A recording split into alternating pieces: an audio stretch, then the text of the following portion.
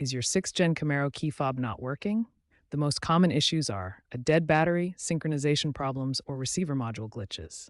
Let's diagnose and fix them step by step. First, try replacing the CR232 battery. Pry open the fob with a small screwdriver, replace the battery with the positive side up, and reassemble. Test by pressing buttons near the vehicle. If battery replacement doesn't work, the fob might need relearning. Enter your Camaro, cycle the ignition to the on position without starting the engine, then press and hold the lock and unlock buttons on the fob for 15 seconds. Exit the vehicle and test the fob. Still no luck?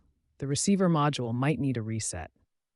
Disconnect the car's battery for 10 to 15 minutes, then reconnect and try the relearn procedure again. If issues persist, consider software glitches due to infotainment updates, especially in 2020 plus models. Check for available OTA updates via the My Chevrolet app. If basic fixes like battery replacement and relearn procedures don't resolve your 6th Gen Camaro key fob issues, you may have a more complex problem requiring advanced diagnostics. Metal containers can interfere with your key fob's signal.